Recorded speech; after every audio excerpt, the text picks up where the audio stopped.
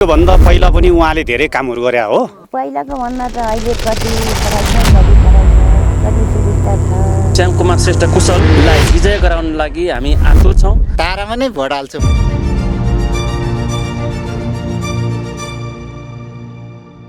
देशको परिस्थिति बदलिएको छ, तर देशलाई मुटुमा बोकेर राज्यको थिति बसाल्न काम गर्नेहरूको इतिहास न कहिल्यै बदलिनेछ, न नागरिक दृष्टिबाट तथ्य लुक्नेछ। जनताका लागि काम गर्ने, काम गरेर देखाउनेहरूको परिश्रम देखिएकै छ, इतिहास लेखिएकै छ।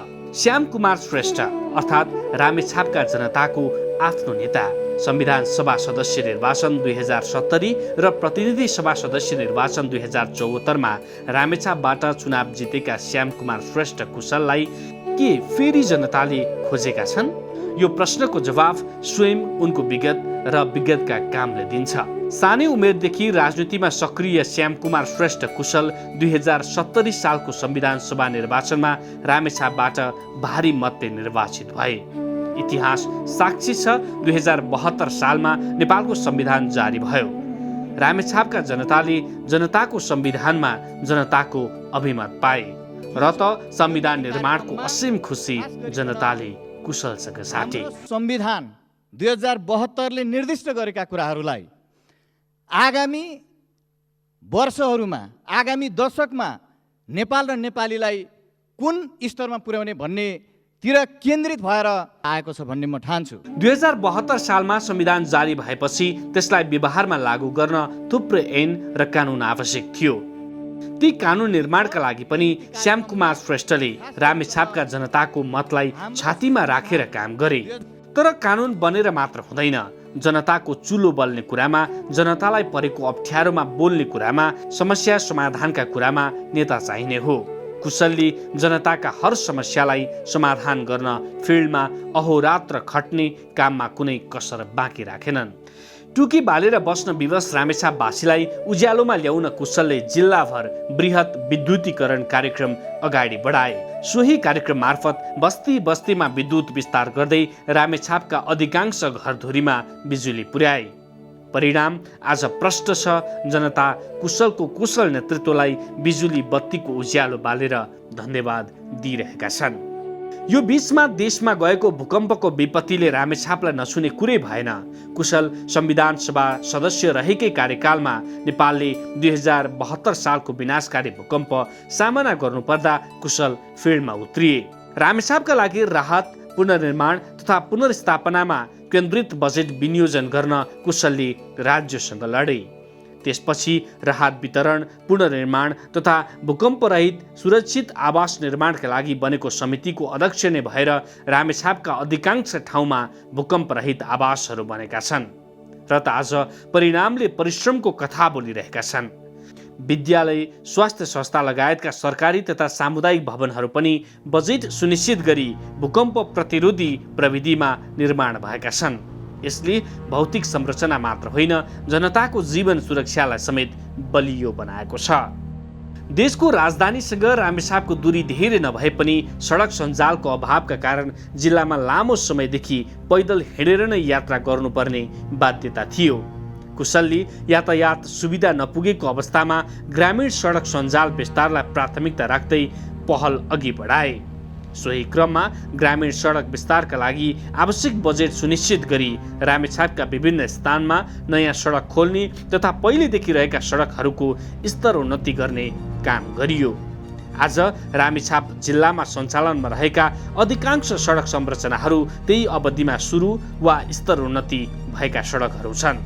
यी सडकहरूले दुर्गम बस्तीलाई सदरमुकाम र बजारसँग जोड्दै आवत जावत सहज बनाउनुका साथै स्वास्थ्य र आर्थिक गतिविधिमा पनि उल्लेखनीय योगदान पुर्याएका छन्। ग्रामीण सडक सञ्जाल विस्तारसँगै रामेछापका प्रमुख खोला र कोसीमा यातायात सहज बनाउने उद्देश्यले पक्की पुल निर्माण, शिक्षा, स्वास्थ्य, खानेपानी लगायतका सामाजिक क्षेत्रतर्फ पनि श्याम कुमार श्रेष्ठको चासो बढ्यो। ती क्षेत्रहरूमा पहुँच विस्तार र सेवा सुधारलाई प्राथमिकता दिँदै उनले विकासका कार्यक्रमहरू अगाडि बढाउन पहल गर्दै गए। आखिर जनताको समस्या बाहेक एक कुशल नेतृत्वलाई अरू के कुनै सरोकार हुन्छ र?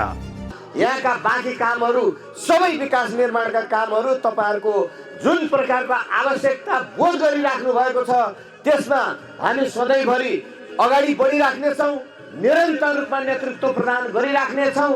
संविधान निर्माणदेखि विकासका काममा सक्रिय भूमिका निर्वाह गर्दै आएपछि 2074 सालको प्रतिनिधि सभा सदस्य निर्वाचनमा जनमत बलियो भएको देखेपछि उनी आबद्ध पार्टीले उनलाई पुनः विश्वास गर्दै उम्मेद्वार बनायो। पार्टीको उक्त विश्वासलाई रामेछापवासीले पनि समर्थन गर्दै भारी मतका साथ विजय गराए। यसरी पुनः श्याम कुमार श्रेष्ठ कुशल 2074 सालको प्रतिनिधि सभा सदस्य निर्वाचनमा निर्वाचित भए।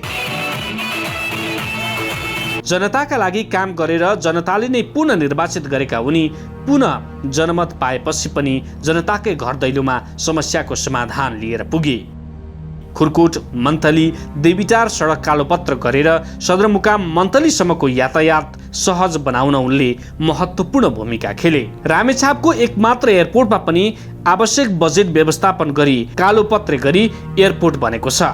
आज जनताले गर्वका साथ सो काम श्याम कुमार श्रेष्ठकै पहलमा भएको तथ्य मनैबाट स्वीकारेका छन्। त्यस्तै सदरमुकाम मन्थलीलाई जोड्न तामाकोशी नदीमा पक्की पुल, मन्तली 8 र 2 जोड्ने, भटौली खोला, खाडादेवी 2 र मन्थली 7 जोड्ने, सिन्धुली रामेछाप जोड्ने, सुनकोशीको सितखा र खाडादेवी जोड्ने पुल, साथै रामेछाप काभ्रे पलाञ्चोक र सिन्धुलीको सङ्गम स्थल सुनकोशीको खैरेनी घाटमा पक्की पुल निर्माण सम्पन्न भई सञ्चालनमा आइसकेको छ। यस्तै चौरी खोला काभ्रे बिला लखनपुर पुडीटार पुल निर्माण सम्पन्न भई आवत जावत सहज भएको छ। हाल मन्थली गेलु फुलासी डडुवा हुँदै दोरम्बासम्म कालोपत्रे कार्य तीव्र रूपमा अघि बढिरहेको छ। आगामी योजना अन्तर्गत खैरेनी घाट बेथान हिलेदेवी दिमी पोखरी गालुवा हुँदै सैलुङसम्म, मन्तली पकरवास गालुवा रजमन्टार गुराँसे चौरीसम्म कालोपत्रेका लागि विस्तृत परियोजना प्रतिवेदन DPR प्रक्रिया अगाडि बढेको छ। यस्तै लुबुघाट डहु भलाए खर्क गुन्सिमाबी लखनपुर डोल्बा डोरखानी सानो सैलुङ ठुलो सैलुङ तामचेत हुँदै देउरालीसम्म उत्तर दक्षिण मार्गका रूपमा सडक विकास गरी कृषि तथा पर्यटन क्षेत्रका रूपमा विस्तार गर्ने उद्देश्य सहित सडक निर्माण कार्य अगाडि बढाइएको छ। यससँगै खिम्ती धोबी सिरिसे ढाडे सडक स्तर उन्नति, पुष्पलाल मध्य पहाडी लोकमार्ग रामेछाप खण्ड, लिखु करिडोर लोकमार्ग, हिमाल तराई धार्मिक तथा पर्यटन सडकका काम पनि अगाडि बढाइएका छन्। परिणामका पानाहरू खोतल्दै जाँदा हलेदे धोबी सिरिसे ढाडे भुजी गुप्तेश्वर सडक बनेका भेटिन्छन्। धोबी दिलौरी दुरागाउँ भुजी हुँदै गुम्देल उमाकुण्ड मध्यमार्गी सडक निर्माण भएका छन्। खिम्ती बेताली ठोसे गरजाङ सडक निर्माण भइरहेको छ। रसनालु भुइडाँडा खोलाखर्क काला चौतारा सिंगटी लाप्चाने प्रीति च्यादलु सडक निर्माण पनि भइरहेको छ। शिवालय साङडाँडा देउराली शेरदिङ गुम्देल सडक सञ्चालनमा आएको छ। शहीद स्मृति डिग्री क्याम्पस स्थापना, प्राविधिक शिक्षालय स्थापना पनि श्याम कुमार श्रेष्ठ कुशलकै पहलमा भएको जानकारहरू बताउँछन्। रामेछापमा समृद्धिको ढोका खोल्ने अर्को काम सुनकोशी तेस्रो जलविद्युत आयोजना 683 मेगावाट अगाडि बढाउन G2G सम्झौता भएका छन्। बङ्गलादेश सरकार र नेपाल सरकार बीच सिधै सम्झौता भएकाले लगानीको अभाव र आयोजना बीचमै रोकिने डर हुँदैन। यसले सयौंलाई रोजगारी दिने भएकाले युवाहरूले आफ्नै गृह जिल्लामा रोजगारीको अवसर पाउनेछन्। आन्तरिक तथा बाह्य पर्यटकहरू भित्र नै छन्। आयोजनाको रोयल्टीबाट जिल्लाले पाउने करोडौंको रोयल्टीले रामेछापका हरेक स्थानीय तहको विकासमा ठूलो टेवा पुग्नेछ। यससँगै श्याम कुमार श्रेष्ठ कुशलले खिम्ती ठोसे शिवालय जलाशययुक्त जलविद्युत आयोजना प्रस्तावक भएर आयोजना अगाडि बढाएका छन्। यो आयोजना रामेछापको विकासका लागि मेरुदण्ड मानिएको छ। जलाशययुक्त आयोजना भएकाले यसले हिउँदमा पनि पर्याप्त बिजुली दिनेछ र पर्यटन तथा स्थानीय आय आर्जनका नयाँ बाटोहरू खोल्नेछ। हजारौं जिल्लावासीले प्रत्यक्ष रोजगारी पाउनेछन्। दिगो आम्दानी, जिल्लाले पाउने करोडौंको रोयल्टी, स्थानीयको शेयर लगानीले प्रत्येक रामेछापवासीको आर्थिक स्तर उकास्नेछ। पर्यटन र उद्योग जलाशयका कारण पर्यटकीय गतिविधि बढ्नेछ र सस्तो बिजुलीले जिल्लामा साना ठुला उद्योग खोल्न मद्दत पुग्नेछ। श्यामकुमार श्रेष्ठ कुशलले रामेछापका 2 नगरपालिका सहित 8वटै स्थानीय तहका केन्द्रहरूलाई माइक्रो सिटीको अवधारणा अनुसार साना मोडल सहरका रूपमा विकास गर्ने योजना अघि सारेका थिए, जस अनुरूप केही क्षेत्रहरू भने व्यवस्थित, आधुनिक र आत्मनिर्भर बनिसकेको छ। सबै स्थानीय तहमा प्राविधिक शिक्षा सहितको गुणस्तरीय शिक्षा विस्तार गर्ने अभियान पनि उनैले सुरु गरेका छन्। कलेज तथा प्राविधिक शिक्षालय स्थापना गरी युवालाई सिपमूलक र रोजगारमुखी शिक्षा दिने लक्ष्यका साथ काम अगाडि बढेको स्थानीयहरू बताउँछन्। यसैगरी 8वटै स्थानीय तहमा कम्तीमा 10 शय्यासम्मको आधारभूत अस्पताल पनि सञ्चालनमा आएका छन्, जसको श्रेय श्यामकुमार श्रेष्ठलाई नै जाने जानकारहरू बताउँछन्। यी त श्यामकुमार श्रेष्ठ कुशलले रामेछापका लागि गरेका कामहरूका केही उदाहरण मात्र हुन्। उनले जिल्लाको शिक्षा, स्वास्थ्य, पूर्वाधार, रोजगारी, सुशासन र सामाजिक विकासको क्षेत्रमा निरन्तर योगदान गर्दै आएका छन्। स्थानीयवासीहरू स्वयं भन्छन् कुशलले सधैँ जनताको आवश्यकतालाई प्राथमिकतामा राखेर काम गरेका छन्। विपदको समयमा होस् वा विकास निर्माणको क्रममा उनी सधैँ अग्रपङ्क्तिमा उभिएर नेतृत्व गरिरहेका हुन्छन्। गाउँ गाउँमा पुगेका योजना, समयमै सम्पन्न भएका परियोजना र जनतासँग प्रत्यक्ष जोडिएको सम्बन्धले उनको कामलाई अझ विश्वसनीय बनाएको छ। पहिला हामीलाई कति दुःख थियो, पानी बोक्नुपर्ने, घाँस काट्नुपर्ने, ढिकी डाँटो गर्नुपर्ने। अहिले हामीलाई केही गर्नु पर्दैन, सबै सुविधा छ। पानी हाम्रो घर घरमै छ। बाटोमा कालो पत्री भएको छ हाम्रो घरभन्दा अलि वरसम्म। अनि हाम्रो घरभन्दा अलि वर डाँडामा पार्टी छ, कुलघर बनाएको छ, मेडिकल बनाउन लागेका छन्। 10 वर्ष सशस्त्र जनयुद्ध लड्दै जनताको सेवा, जनतालाई दिने सुशासनका कुराहरूमा तत्कालीन माओवादी र हाल नेपाली कम्युनिस्ट पार्टीले रामेछापका विकासका कुराहरूदेखि लिएर बाटोघाटोका कुराहरूदेखि लिएर पुलहरू, मोटर लेभल पुलहरू, सबै कुराहरू चाहिँ उहाँले 2 कार्यकाल बिताइसक्नु भएको छ। र फेरि पनि बाँकी रहेको कुराहरूलाई, बाँकी रहेको कामहरूलाई उहाँले नै पुरा गर्नुहुनेछ र हामी उहाँलाई नै तारा चिन्हमा मत दिएर जिताउनेछौँ। योभन्दा पहिला पनि उहाँले धेरै कामहरू गरे हो। बत्तीदेखि लिएर यो बाटोघाटो, पुलपुल्यासोतिर सबैतिर उहाँले यहाँ धेरै काम गरेको पनि छ। उहाँ एकदम जनताको चाहिँ विश्वासिलो। विगतको कामहरू देखेर चाहिँ हामीले यसमा नै तारामा नै भोट हाल्छु भन्ने चाहिँ हाम्रो अठोटका साथ अगाडि बढेको छ। हुन त यी विकासका आयोजना र भौतिक उपलब्धिहरू रातारात सम्भव भएका होइनन्। यसका पछाडि श्यामकुमार श्रेष्ठ कुशलको करिब 4 दशक लामो कठोर राजनैतिक सङ्घर्ष र अनुभव लुकेको छ। 13 वर्षकै कलिलो उमेरदेखि जनताको अधिकारका लागि लडेका श्रेष्ठको जीवन यात्रा कुनै चलचित्रको कथा भन्दा कम छैन। 2028 साल पुस 1 गते रामेछाप जिल्लाको साबिकको गेलु गाविस तथा हाल मन्थली नगरपालिकामा जन्मनु भएका श्यामकुमार श्रेष्ठ कुशलले 2043 सालदेखि मशाल मार्फत राजनैतिक यात्रा सुरु गरेका थिए। सुरुका दिनमा उनी रामेछाप जिल्लाको विद्यार्थी संगठनमा सक्रिय रहे। 2047 सालमा पार्टी सदस्यता लिएर 2048 सालको एकता महाधिवेशनपछि जिल्ला कार्य समिति रामेछापका सदस्य बने।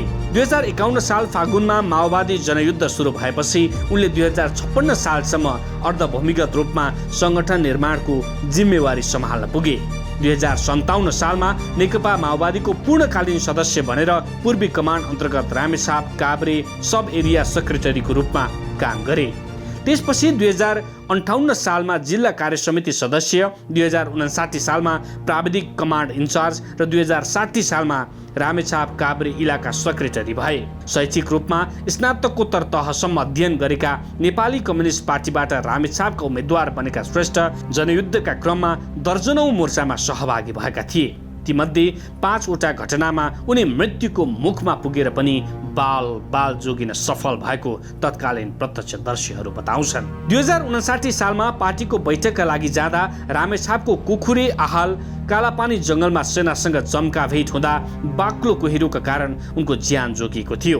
त्यस्तै मन्थली अध्ययनका क्रममा पनि सेनाको घेराबाट विवेक र साहसको साथ उनी उम्कन सफल भएका थिए। 2061 सालदेखि चुनवाङ बैठकसम्म उनी रामेछाप जिल्लाको सेक्रेटरी थिए। त्यसपछि 2066 सालसम्म विशेष केन्द्रीय कमान्डको कार्यालय सचिवको जिम्मेवारीमा रहेर काम गरे। 2066 सालपछि पुनः रामेछाप जिल्लाको सेक्रेटरीका रूपमा संगठन सुदृढीकरणमा सक्रिय भए। 2068 देखि 2070 सम्म संगठन विभाग प्रमुखको रूपमा काम गरेका श्रेष्ठ 2070 सालको दोस्रो संविधान सभा निर्वाचनमा नेकपा माओवादी केन्द्रबाट रामेछाप जिल्लाबाट प्रत्यक्ष निर्वाचित भए। संसदीय भूमिकामा रहँदा उनी उद्योग, वाणिज्य, आपूर्ति तथा उपभोक्ता हित सम्बन्ध समितिको सदस्यका रूपमा काम गरे। 2071 सालमा पार्टीको केन्द्रीय कमिटी सदस्य र 2073 सालमा पोलिट ब्युरो सदस्य समेत बनेका उनी स्थानीय तहको निर्वाचनमा रामेछाप जिल्लाको निर्वाचन परिचालन समितिको संयोजकको जिम्मेवारीमा पनि रहे। 2070 र 2074 सालको निर्वाचनमा विजय हासिल भएका श्रेष्ठले 2074 सालमा गृह राज्य मन्त्रीको भूमिका पनि कुशलतापूर्वक निर्वाह गरे। गृह राज्य मन्त्रीको रूपमा जिम्मेवारी सम्हाल्दै देशको सुरक्षा, प्रशासन र कानुनको कार्यान्वयनमा महत्त्वपूर्ण भूमिका खेलेका थिए। यस अवधिमा उनले राष्ट्रिय स्तरमा विपद जोखिम न्यूनीकरण ऐन ल्याउन सफल भए, जसले प्राकृतिक विपद जस्तै भूकम्प, बाढी र पहिरोमा पीडितको राहत र पुनर्निर्माणलाई संस्थागत र कानुनी आधार प्रदान गर्यो। साथै उनले स्थानीय प्रशासनसँग समन्वय गर्दै जिल्लामा कानुन, सुरक्षा र सुशासन कायम राख्न सक्रिय भूमिका निर्वाह गरे। 2074 सालदेखि 2079 सम्म अर्थ समितिमा रहेर काम गरेका कुशल निरन्तर जनताको पक्षमा र भ्रष्टाचारको विपक्षमा छन्। विगतको अनुभव र योगदानलाई मूल्याङ्कन गर्दै यसपटक पनि उनको पार्टीले उनलाई रामेछाप जिल्लाबाट उम्मेदवार बनाएको छ। रामेछापको विकास, जनताको सेवा र राजनीतिक स्थायित्व प्रति प्रतिबद्ध श्यामकुमार श्रेष्ठ कुशल आगामी दिनमा पनि अनुभव र सङ्घर्षका आधारमा जिम्मेवार भूमिका निर्वाह गर्न अठोट व्यक्त गर्छन्। तर राजनीति विगतको उपलब्धिमा मात्र रोकिँदैन।